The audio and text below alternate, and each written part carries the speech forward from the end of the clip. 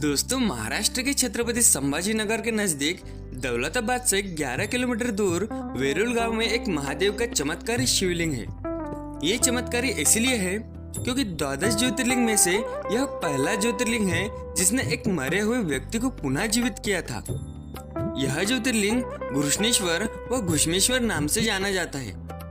दोस्तों, यह मंदिर बौद्ध भिक्षुओं द्वारा निर्मित एलोरा के प्रसिद्ध गुफाओं के समीप ही स्थित है।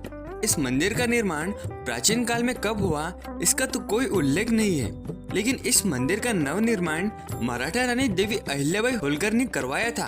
दोस्तों, यह ज्योतिर्लिंग 12 ज्योतिर्लिंग में से 12वां और अंतिम ज्योतिर्लिंग है। दोस्तों, घृष्णेश्वर ज्योतिर्लिंग का शिव महापुराण के कोटि रुद्र संहिता के 32 और 33वें अध्याय में इसका वर्णन किया गया है। दोस्तों, दक्षिण दिशा में देवगिरी पर्वत के निकट भारतवंश गोत्र में जन्मे सुधर्मा नामक एक ब्राह्मण अपनी प्रिय पत्नी सुदेहा के साथ रहते थे। वे बड़े ही धार्मिक थे। वो प्रतिदिन अपने आराध्य भगवान शिव की पूजा अर्चना करते थे। वैसे तो वे दोनों बड़े ही सुखी थे, परंतु उनकी कोई संतान नहीं थी, जिसके कारण उन्हें अपने पड़ोसियों के व्यंग वाक्य सुनने को पड़ते थे। इसलिए एक दिन अत्यंत दुखी होकर सुदेहा अपने पति से आकर बोली, हे नाथ, सृष्टि का यही नियम है कि जो भी वंश इस पृथ्वी पर चल रहा है उसे आगे बढ़ाने का दायित्व संतान के हाथ में होता है, और मैं तो संतान के सुख से ही वंचित हूँ। कृपा करके अपने वंश को नष्ट होने से बचाइए। अतः आप मेरी बहन घुष्मा से विवाह कर लीजिए। सुधर्मा ने इनकार करते हुए कहा कि इस विवाह से सबसे ज्यादा दुख तुम्हें ही होगा, परंतु अपने हट से सुदेहा ने घुष्मा का विवाह सुधर्मा से करा दिया। घुष्मा भगवान शिव की बहुत बड़ी भक्त थी। वो प्रतिदिन 101 पार्थिव शिवलिंग बनाकर विधि पूर्वक उनका पूजन करती थी और निकट के तालाब में उनका विसर्जन करती थी। भगवान शिव की कृपा से घुष्मा को एक सुंदर गुणवान पुत्र हुआ और उसका सम्मान बढ़ने लगा, और सुदेहा के मन में अपने बहन के प्रति ईर्ष्या उत्पन्न होने लगी। समय आने पर उस पुत्र का विवाह हो गया।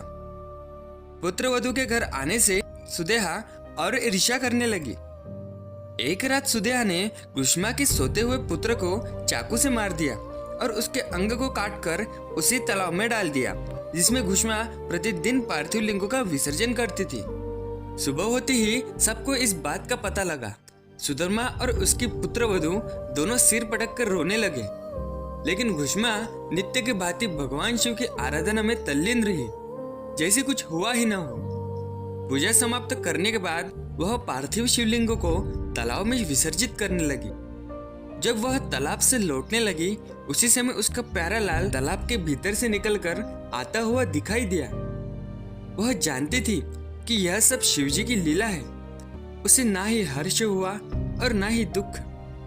यह देखकर भगवान शिव प्रसन्न हुए और उसे दर्शन दिए। शिवजी ने घुष्मा को सुदेहा का अपराध बताया और सुदेहा को मृत्युदंड देने का निश्चय किया, परंतु घुष्मा ने उन्हें अपने बहन को क्षमा करने को कहा, जिस पर भगवान शिव बहुत प्रसन्न हुए और घुष्मा से वर मांगने को कहा। घुष्मा ने कहा, अगर आप मेरी भक्ति से प्रसन्न हैं, तो आप यहाँ सदा के लिए वास कीजिए। घुष्मा की यह बात सुनकर भगवान शिव उस स्थान पर ज्योतिर्लिंग के रूप में विराजमान हो गए। घुष्मा की सच्ची भक्ति को देखकर महादेव ने इस ज्योतिर्लिंग का नाम घृष्णेश्वर रखा। तभी से यह ज्योतिर्लिंग घृष्णेश्वर के नाम से विश्व विख्यात हुआ। तो दोस्तों, यह थी भगवान शिव के 12वें और अंतिम 12 ज्योतिर्लिंग की कथा। दोस्तों, यदि आप भी भगवान शिव की चमत्कारी घृष्णेश्वर ज्योतिर्लिंग धाम और इसके प्रमुख पर्यटन स्थल की यात्रा करना चाहते हैं, तो चैनल को सब्सक्राइब कर देना ताकि हमारा अगला वीडियो सबसे पहले आप तक पहुंचे।